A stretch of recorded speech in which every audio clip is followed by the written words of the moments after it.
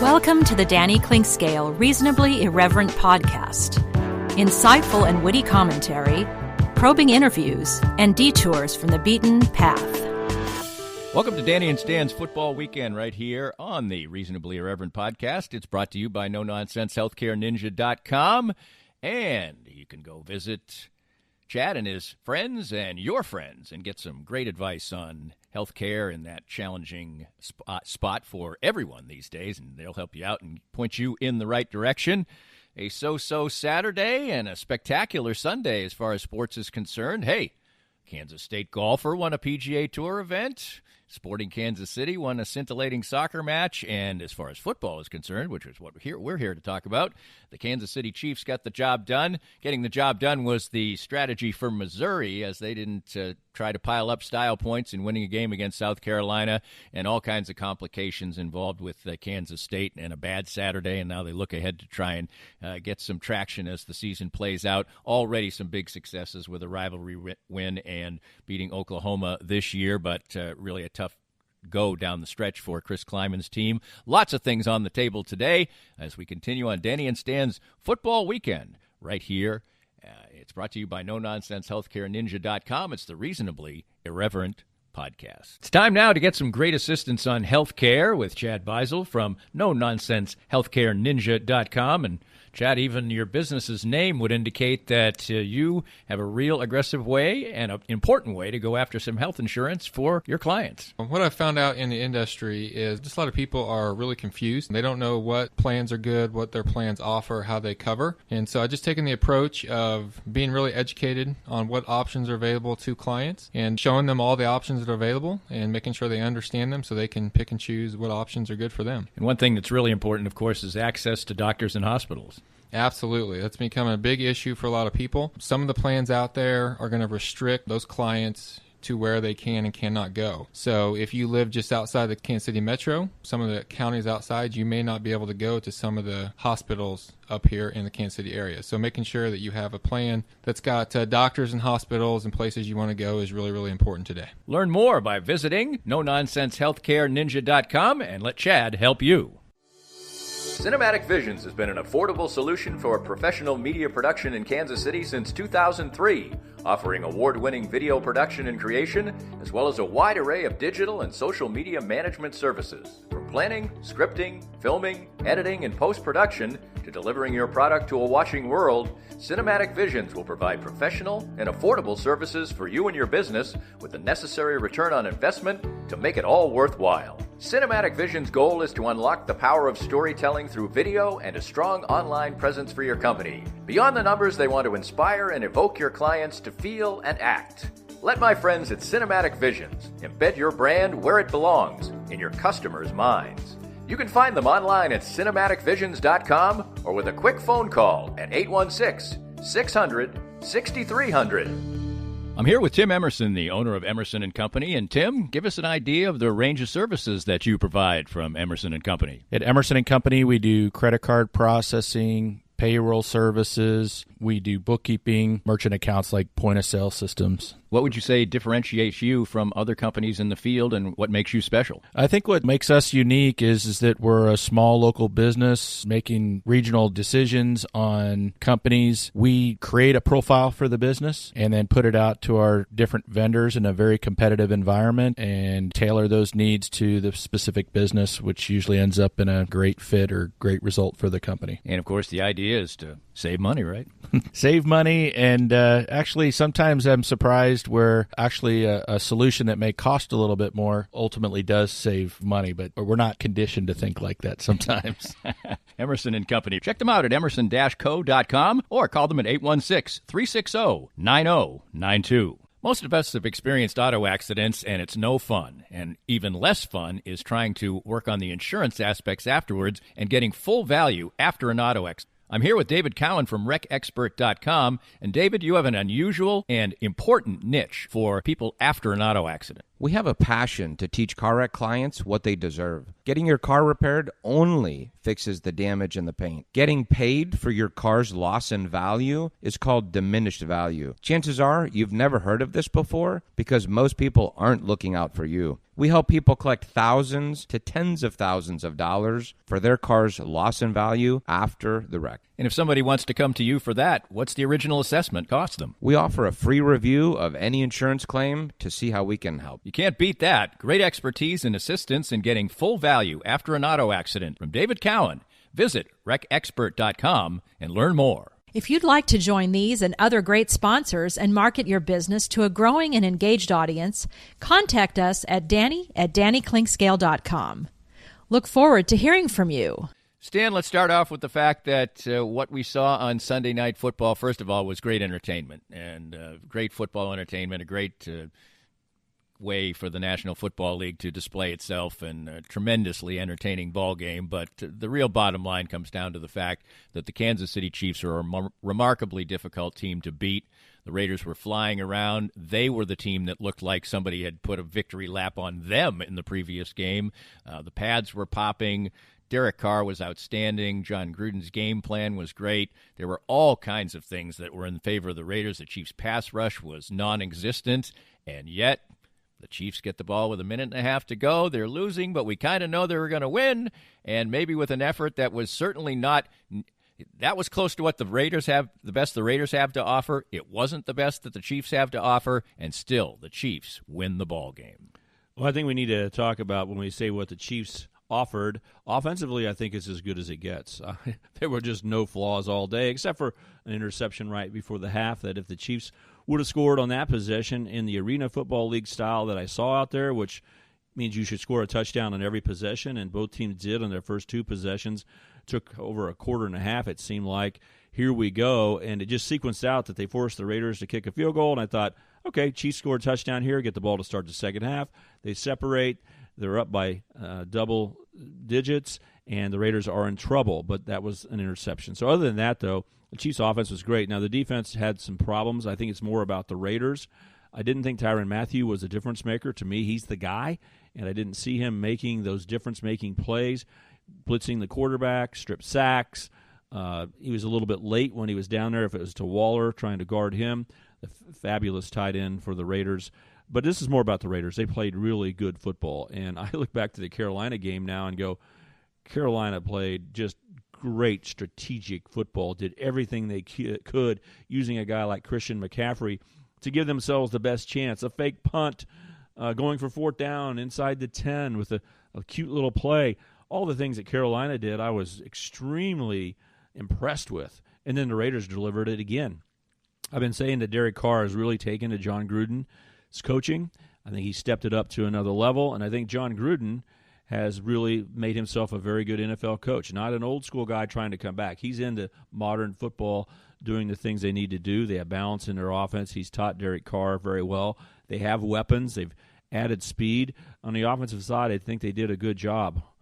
Well, I guess I should stop, Danny, and say we're good on every answer before because the mic'd-up version that we got was incredible last night on fun. NBC. The announcers, I thought, were very humble in allowing that much communication to come out. They had to shut up for us to hear some of the talk, but it was amazing listening to both quarterbacks. But you can see that Derek Carr was under control. He knew what he needed to do. He got it done. And I thought the Raiders just deserve an A+ for giving themselves a chance to win.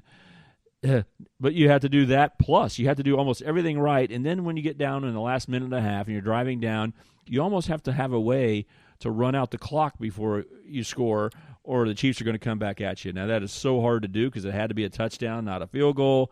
Who could ever root for that as a Raiders fan? You got to get in there and score a touchdown. So I thought the Raiders played great, did everything right, gave themselves a big chance to win, were physical, and they're still not as good as the Chiefs. What a statement to be made. I mean, how good are these Chiefs? Just amazing how good Kansas City is because that's 2 games in a row where the opponent had a perfect plan, a plan to convince their team to be excited to beat the Chiefs this one time. This isn't a week after week after week. It's this week, guys. Can we do this? Here's how we're going to attack the Chiefs. Both teams, Carolina and the Raiders, did it to perfection and still lost the game because the Chiefs are better. No question about that. And one of the reasons the Chiefs are better, and I think that we hear this from Patrick Mahomes, he has a sense of humility. We see the bravado on the field. I mean, we see that with the finger counting and, some of the other stuff that goes on, so the little smiles after certain plays and things like that. But I think he fully understands the weaponry that he has at his disposal. I mean, he makes 5 or 6 plays during a game that prove his greatness completely. But then, for instance, on the winning touchdown, my wife and I get into it a little bit because she was so excited about, Patrick Mahomes. I'm like, I could have thrown that touchdown pass virtually. It was 25 yards, so maybe it was a stretch. But anyway, that was like his 17th best play of the night. It was schemed out well. Kelsey did the right thing, got into wide open space. The lineman bunched the Raiders all together. He just rolled out, and it was easy pickings. But he had made, all kinds of great plays. But the Chiefs ask you too many questions. They ask you too many questions defensively, and 2 of those questions are players in Tyreek Hill and Travis Kelsey, who you sort of have to choose on each night. Which one are we not going to let kill us last night? And in last night's case, it looked like they said, we're not going to let Tyreek Hill kill us. He got short stuff, but he didn't kill him. And Kelsey went wild. And that's the choice you have to make. Bill Belichick usually opts, for instance, when he plays the Chiefs, to try to take Kelsey out of the equation and take his chances. Now he's got a shutdown corner in Stephon Gilmore. But you really have to make that choice. And even without Sammy Watkins out there, those 2, then you got Hilaire running the football. And so you let Byron Pringle's going to catch 4 or 5 balls. I mean, it's just Patrick Mahomes, undoubtedly great. Andy Reid, undoubtedly great play caller, but Mahomes, I think, really does have a full appreciation for what he's been handed as a professional football player. Well, I think so. He's got such a mature attitude about the team atmosphere. He understands he's the straw that stirs the drink. All those kind of statements. He knows the quarterback position's the most important in sports, other than how about a pitcher in baseball? I've often tried goalie in hockey. Sometime, maybe. There's a couple. But he understands that it's about his play that's going to matter the most. But I think he does have an appreciation for all the things that make it work. And I do think that's another aspect of him growing up in the locker room. We said that he would be mature, at least I did, for the longest period before he was even drafted. I said he'll handle the fact that he's a star. If he makes it and he's the man, he's the quarterback in one of these NFL cities, it's not going to be too big for him. He's going to continue to push and grind and be great and humble and all of that. But he also, I think, learned being around Major League Baseball and in the locker room that there's a respect for being with good people, having others that help you out, good coaching, for instance, making a difference. I'm sure he heard plenty of stories.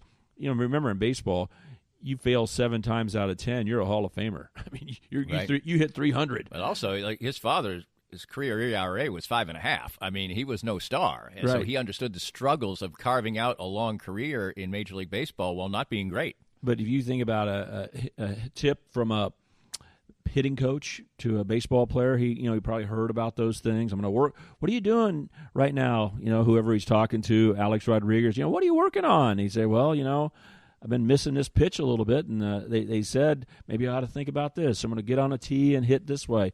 So I think he has a great appreciation for Andy Reid, the coaching staff, the weapons around him, and knows that all of those things come into play when you're trying to do your role. But he sure doesn't have any problem stepping up and being the star. And when he got the football, there was as close to zero chance of him not getting a field goal as you could imagine. It was only a matter, as Chiefs fans know, is it going to be a touchdown or are we going to have to go to overtime? I hope we don't, I think we're probably going to score a touchdown here. And I know I thought that. I mean, it wasn't a lot of nervousness. You're supposed to be nervous about your team. You're playing the rivals. You don't want to lose to the Raiders. You don't want 2 losses when Pittsburgh's undefeated. You want the number 1 seed. Oh, man, this isn't a good night. No, they got a minute 37 or whatever was left and 75 yards to go. And I'm thinking touchdown more than field goal. Yeah, and they made it look easy. Yeah, I was thinking. All game long, though, the offense played really flawless football because the Raiders always had the chance to score first and put a little pressure on you. And their defensive line did a good job again. They didn't get after Mahomes quite as well as they did in the first matchup, but the pocket wasn't clean. He still had to deal with some stuff. They were flying around a bit. They made the Chiefs drive 16 plays, 14 plays on a couple of occasions. Not the last drive, that's for sure. And I have to ask you about that. It's never easy to go down and score in the National Football League, but defenses are so afraid at the end of giving up the big play that they're just attuned more during the body of the game to be in a position where they just don't want to give up a free touchdown when maybe they should not worry about that. Well, I think the defensive coordinators in the coaching world are trying to move as swiftly as they've ever moved in changing their mindsets, but I don't think it's easy for them.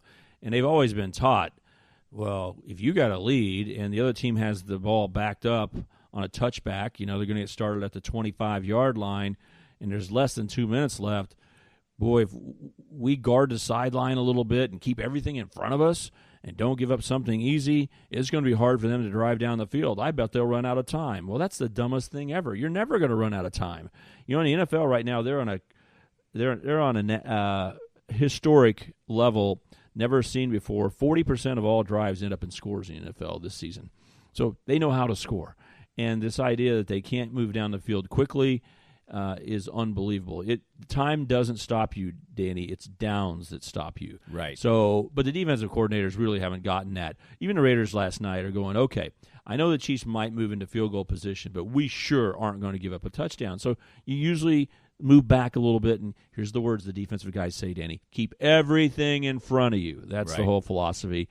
And, hey, it's been 30, 40 years I've heard bend but don't break defenses just mean the other team's going to score. Even back when John Elway and Joe Montana were doing it. So every fan knows this story, but the defensive coordinators still are stuck a little bit on that. But I think something that is important to say is I think Steve Spagnuolo and the Chiefs have thought this thing exactly the opposite of everybody else, and I think they have it correct. It's really amazing to me that no one else does this, but when things get tight and when it calls for let's don't lose the game, that whole mentality of let's don't lose the game at this point, whatever you want to set the situation up, but end of game situation is the easy one. Steve Spagnuolo is the only guy who doesn't buy in, and in fact, he swings the pendulum to the other side. He attacks. Yeah, he gets more aggressive. And I think that's exactly what you should do. Now, he also has Patrick Mahomes sitting over there, so you may say it's not a fair analysis because let's say the Raiders have the ball down by 3, a minute 40 left, field goal ties, touchdown, puts them in the lead. I think Steve Spagnuolo would heat them up. I think he'd bring Tyrann Mathieu. They would blitz, fire a linebacker, go zero coverage, man-to-man everywhere. And what happens if the Raiders hit a pass, miss a tackle, and they go 75 yards and score? Well, as a defensive coordinator, you got a head coach in your ear. You got to worry about your job and all those things. But in reality, all you've done is given your offense the football with more time on the clock. Yeah, we've seen that Patrick Mahomes doesn't need a minute 40. He might not even need 40. Exactly. So 25 seconds can kill you. So Spagnuolo might be doing it with the protection of Patrick Mahomes, but I'm thinking there are a lot of NFL quarterbacks who are likely to score. I think the Raiders and other teams in the NFL ought to start going for it earlier. Because even when the touchdown occurred for the Chiefs, let's give the Raiders a little bit of credit for being dangerous. I think John Gruden, when the score occurred, like, oh, crap, Kelsey's wide open. The ball probably hadn't hit his hands yet. Remember when Carr started running and cheering when he threw the ball? I bet you Gruden was already looking up going, how much time's left? If there would have been 52 seconds left, I think he would have said, let's go, Derek. We're going to go down and score a touchdown the other way. But there wasn't enough time left at that point. So I think attacking on the defensive side and causing havoc, holding calls, a strip sack, a sack, maybe a pass that gets intercepted. They actually throw it up for grabs or something. Those are plays you got to go make to win the game on defense, but you got to have a head coach that supports the idea we might let him go 75 yards in one play. There's only one coach and coaching staff right now that's doing it, and I don't think we talked about it enough. This is the first time I've talked a lot about it. Steve Spagnuolo dials up the heat like he's Buddy Ryan. Right. I mean, Buddy Ryan's the last guy when he had the Bears defense, right? And people couldn't even get a first down, and you're more likely to be sacked than complete a pass when he brought the heat. Still, attacking is something that Chiefs do. I wonder when someone like the Raiders are going to do that and say, we're going to try to cause havoc. It's our only chance to beat the Chiefs. They didn't last night, and the Chiefs won. And what to me just reminded me so much of arena football. Like every drive is likely to be a score and more likely to be a touchdown than a field goal. Amazing job by the Chiefs to win the game. But this AFC playoff race is interesting, Danny. There are 9 teams fighting for 7 slots. You hope you get a bye, okay? I think the theme of this playoffs in the AFC is going to be your first game in the playoffs is likely to be about as hard as your AFC championship game. They're kind of the same teams. It's just which version. Is it the Tennessee Titans when they're playing their best? Is it the Colts for the half of the game they look great against Green Bay, or the half of the game they looked awful? So if you have to play an extra game, it's a big deal because I think your chances of losing are about the same in each of the games, and you'd rather play 2 than 3 to get to the playoffs. But I will give you this hint, Danny. If you're rooting for teams now, and of the teams that are in the playoff hunt, root for the Miami Dolphins, root for the Cleveland Browns. They do not belong in the same sentence. Right. Okay? There are 9 teams, but there are really 7 legitimate playoff teams. Raiders are one of them. New England probably is out of it at 4-6, right. So you don't have to worry about them anymore, and I think that's good. But I look at this, and you got the Ravens at 6-4, and you got the Browns at 7-3. I'd much rather play the Cleveland Browns in a playoff game. I mean, the chances of the Chiefs winning a home game against Cleveland or Miami are about 85 to 90%. Yeah. You bring the Raiders to town, right. You bring the Ravens to town, you bring the Titans or the Colts, even in the first game, and it's a football game that right. They have a chance.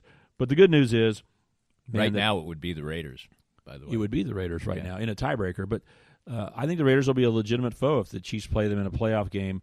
But right now, you say, God, the Panthers brought everything. They treated it like a playoff game, man. And then the Raiders brought everything, and they seem to be matching up, drafting to play the Chiefs, and it wasn't enough. What is John Gruden telling his team on Monday? I mean, what is he saying? You want to go in there and go, guys, we got to improve. This is a great lesson. We got to do the right things. We got to cut out those mistakes. And everyone looks around and instead it's like, hey, guys, you played the greatest game ever. I'm so proud of you. I mean, this was awesome. Good job. And we're still not as good as the Chiefs. What is he going to say to them? Right. It's a tough message. It's a tough message to what you want. I guess the message I would send is, let's hope we get another crack at them. Yeah. We beat them once. That's a good way of saying it.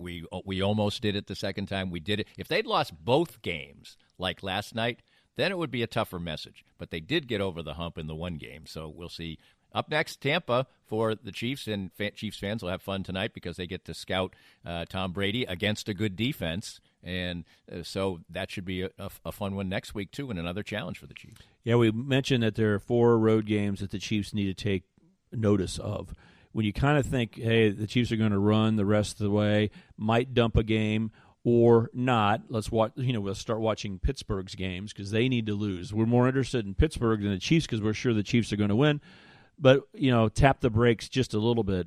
They beat the Raiders in what was a close game down at the end. Now they got a legitimate Tampa team on the road.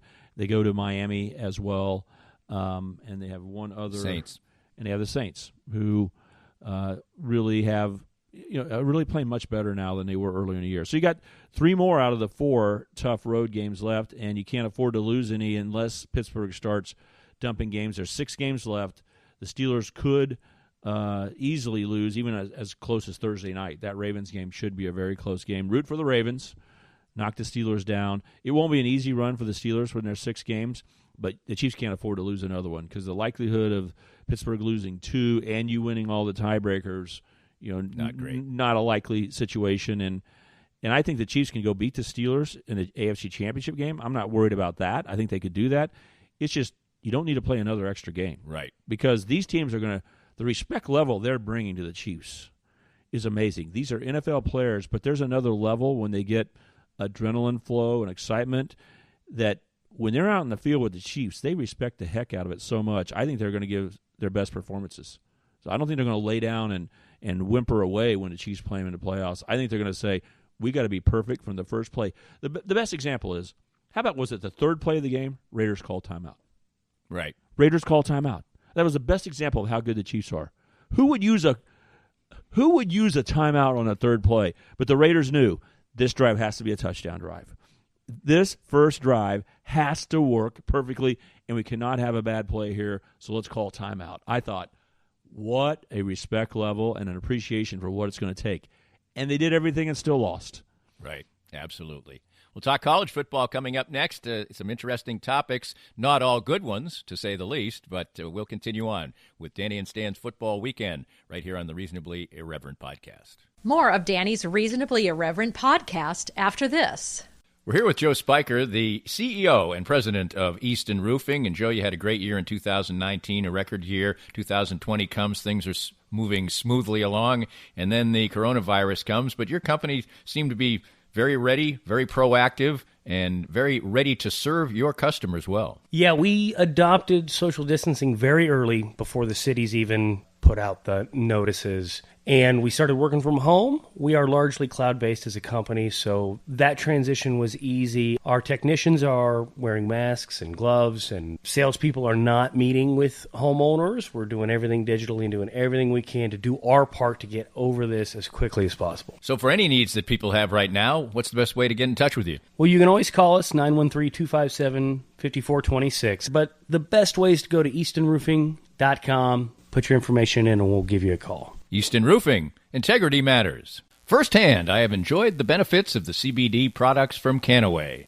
My back feels better and better these days, as a major part of my routine are the pain-relieving salve and the pure gold oil. And recently I had the pleasure of a treatment session using the Canaway CBD in conjunction with the Microlight 830 cold laser. The non-invasive treatment session worked wonders, and I could barely tell I was even being touched. TML 830 is the first 3B cold laser to get FDA approval, and in addition, the combination treatment with CBD is patent pending.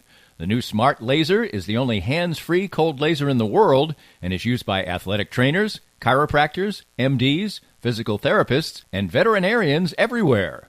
You can learn more about all the great benefits from the complete line of Canaway CBD products by contacting my friend Sherry McCants at 515-208-6312.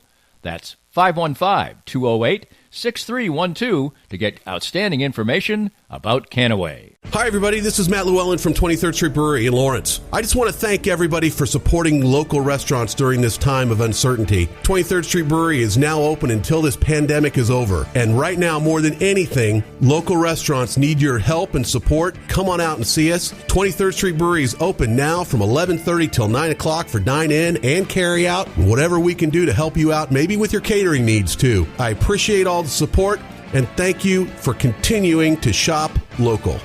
It's time to visit once again with Dr. Brad Woodle of Advanced Sports and Family Chiropractic and Acupuncture. And Dr. Brad, your group has reached a significant milestone in receiving a prestigious award. Danny, we've been honored for the 10th year in a row to receive the 5-Star Service Award from Integrity Doctors. And what this means is that all of our offices throughout Kansas City have made sure to give people excellent chiropractic and acupuncture care, be on time, and do a very complete and thorough job, and have great responses back from patients. I know firsthand because I was just treated, for instance, today by you. You have a wide range of fantastic services. Absolutely. Chiropractic, acupuncture, physiotherapies, rehab, anything that you need to keep you well in bones, muscles, joints, and nerves. And I can't say how much it's benefited me in the time I've coming here, upwards of 2 years. My back has improved 100%. And you can have that same kind of treatment too. For more information and your chance for a healthier way of life, visit asfca.com/Danny today. If you'd like to join these and other great sponsors and market your business to a growing and engaged audience, contact us at Danny@DannyKlinkscale.com. Look forward to hearing from you. Let's talk a little college football with Stan Weber. And, everything is so compromised in college football these days. And I think it would have been easy for Chris Kleiman after the game. I mean, K-State just got slaughtered. I mean, there's no start to finish. It was an absolute disaster. And, it's difficult. I can't even imagine what it's like. I didn't hear your broadcast in the first half. I turned it on to start the second half. I was watching the game. And so then I was going out to do some errands. I'm like, boy, what are they going to say here? You try to look for little things, and Nick Ost was in the game and whatever. But K-State had another troubled week as far as COVID was concerned. 3 starters lost. A lot of people now talking about how many people have left in the transfer portal. So there's all these challenges, And Chris Kleiman talked about character and attitude afterwards. First of all, I guess let's just get your little analysis about why things went so wrong for K-State. Well, first of all, Iowa State's a different monster than they've been in the last 2.5 years. They've been hyped to be this team, but they have not really taken to being favorites. They like the underdog role better, in my opinion, and whenever they were put in the favorite role, then things didn't go quite as well. And K-State controlled the game against Iowa State last year when they were on a heck of a streak, and they ended up losing their last 2 games and finishing 7-6, I think, last year. Right. And they were thought to be, here's a Big 12 championship team with almost all the players that they have right now. So they're a year stronger. But I think when they beat Oklahoma early in the year, I think that was the thing that said, because Oklahoma didn't lay down and make a bunch of mistakes. Oklahoma whipped Iowa State in the first quarter, but couldn't get into the end zone, made mistakes inside the 10-yard line. Make a long story short, that game ended up going back and forth, and Iowa State had to get a great kick return at the end to find a way. They stopped Oklahoma on a drive. It looked like it was pass interference that created an interception, but still, from Iowa State's perspective, they beat Oklahoma for the first time at home since 1960. And they lost that awful game against Louisiana when everyone said, look, here you go, Sun Belt and all that. And they gotten over that, and they lost a close game to Oklahoma State. But I think they really are playing the favorite role just fine. But let's get to the real point. When Brock Purdy's hot. Yeah. This is the variable. Yeah. When Brock Purdy is hot, then it's a whole different team. We talked about the NFL. If Derek Carr's fumbling the ball in the pocket or throwing some bad passes on third down or throwing an interception here or there, how good are the Raiders? Yeah, they're okay, but they just cannot function unless Derek Carr plays great. When Brock Purdy plays great, he puts Iowa State over the hump, because then you go back to this weaponry. They got 3 tight ends that are big, big time. Kohler's All-American level tight end. Right. Allen's been there forever and just as good. And then they got another guy, Naylor, who's a giant and a great blocker. So they got weapons there. Then their running back, Breece Hall, I think is the best player in the Big 12. Right. So now Brock Purdy's a veteran, but he threw 3 interceptions to get to Baylor. Mm-hmm. And so what happens? This game, 3rd and long, you play man-to-man and blitz him rather than getting a sack or a throwaway. He reads it well enough and runs up the middle for 18 yards and just kills you. He threw dimes on the fade routes for touchdowns. So put it this way, when Brock Purdy is hitting on all cylinders, Iowa State's at a whole nother level, and K-State could not reach that. And K-State was a little bit like the Chiefs. They had second chance. Iowa State went down and scored against K-State on the first possession of the game. Think about how things are going. You don't have your starting 2 middle linebackers. Your 6th-year senior guys are not out there. And Iowa State is the first team in Chris Kleiman's year plus almost 2 years to score on the first possession a touchdown. It's only the 3rd team to score, period.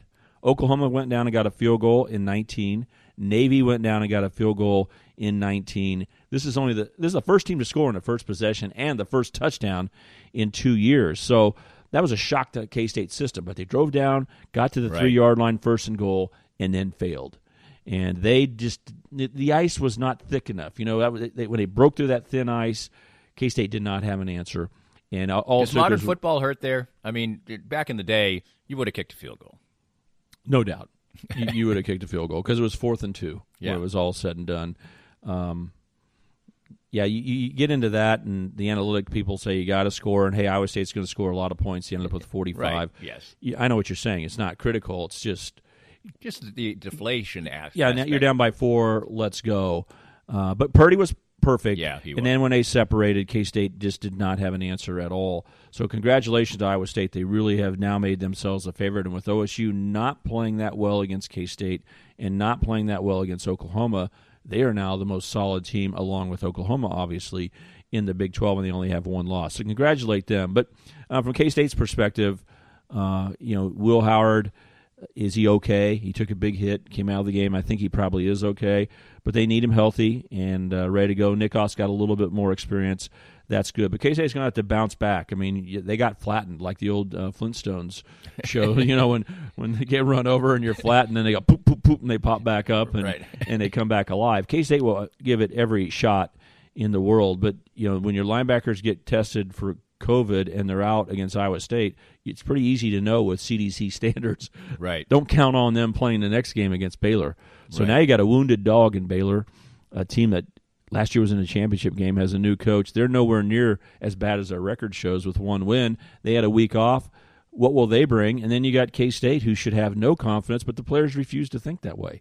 So it's a real interesting game with a lot at stake. The loser of this game is going to feel really bad because Baylor, they do not want to sit there and have lost a home game to K-State and have one win for the whole year. And K-State, as you'll know with a week off, will have been more than a month since they won a game as they get ready for Texas. So important game for both teams. Should be a pretty even game to start, but emotionally I don't think it's going to be even. I don't think emotionally they're there to work all 60 minutes. Someone needs to gain the momentum, and K-State needs a shot of confidence.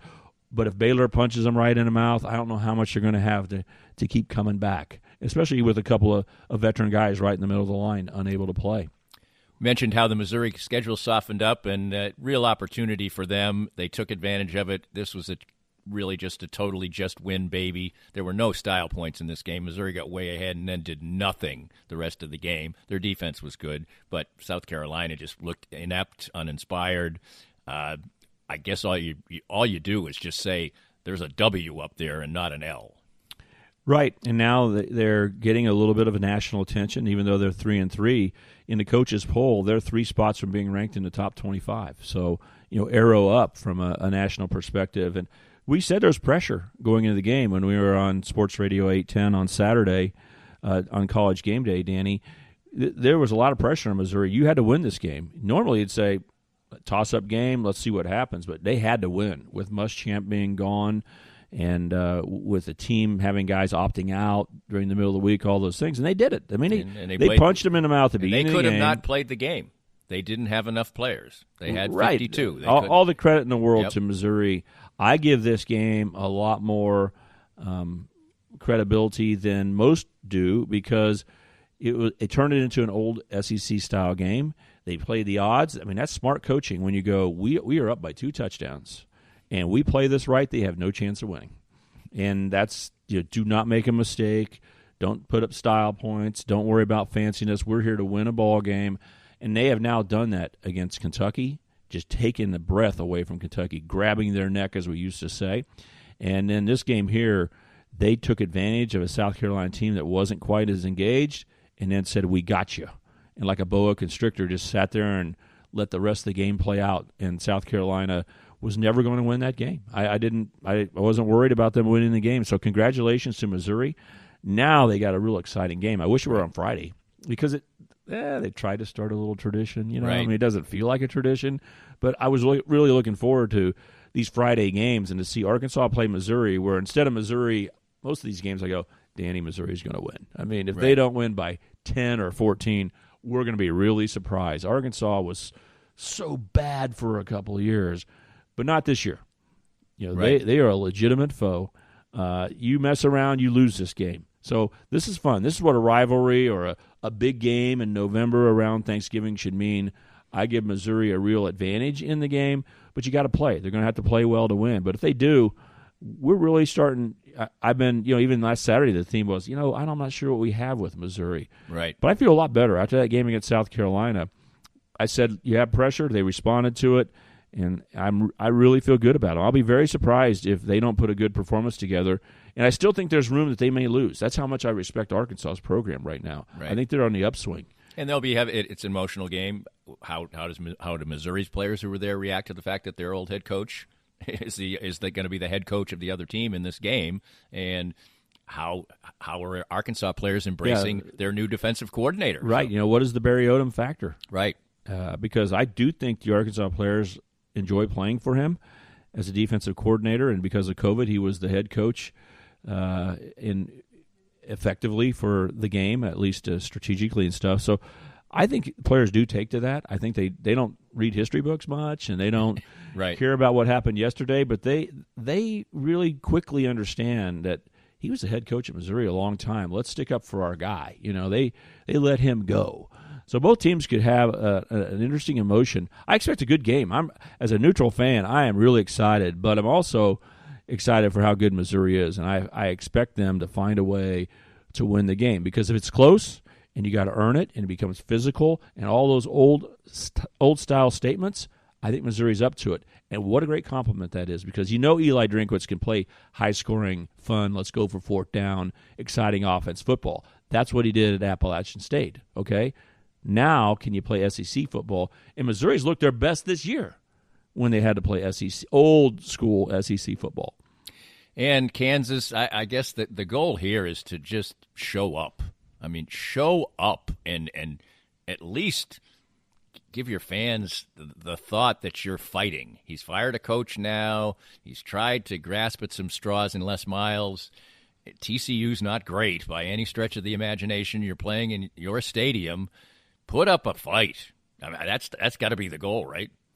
Yes, they've matched up well with TCU. You'll hear that stated some throughout this week. It's weird, especially at home, not so much when they're on the road. But at home against TCU, when TCU had really good teams, top 10 teams, Kansas fought them hard.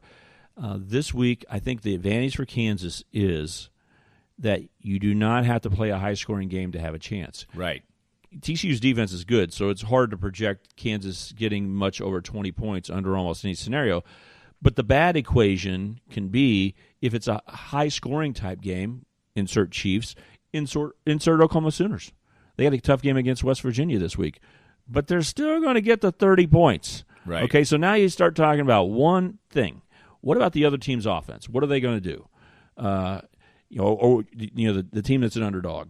And this time, or in this case, it'll be TCU. They are not really going to go out and press 30 points, snap of the fingers. They could play a very good game and see sitting on 24. They could win 24-3, and like Missouri did against South Carolina, say, we got this. But they don't have the firepower on offense to just fly up and down the field. By definition, that's the team Kansas could upset. Someone who's going to try to get to 30, and you may make a play here, and then suddenly you get in the high 20s, they end up in the low 20s, and you're dancing off the field with a victory. So it could happen against TCU. It's set up for that opportunity, but it also could turn into punt, interception, punt, fumble, punt for Kansas, because TCU's defense is going to be well coached. Yeah, that's why this would be a big disappointment if it was 41-6 or something. Well, yeah, if TCU gets 35 or more, you should feel bad. Yeah. I mean, even on this revised scale that you have for KU, and I know your scale's even revised more than most. Well, more than me, let's say. But if TCU scores 35 or more points, wow. That will not be a good day at the office, because they're not trying to gain 9 yards of play. They're going to give me 4, give me 5, and we'll just keep chugging it down the field. Stan, always a pleasure. The insights and the explanations are always fantastic. It puts a smile on my face in these troubled times, always talking to you. And, of course, we'll be back at it on Saturday on College Football Game Day on Sports Radio 810 with a full 2 hours. And we're here every Monday with Danny and Stan's Football Weekend. We hope you enjoyed the latest Danny Klingscale Reasonably Irreverent podcast. Come back soon for something fresh and new.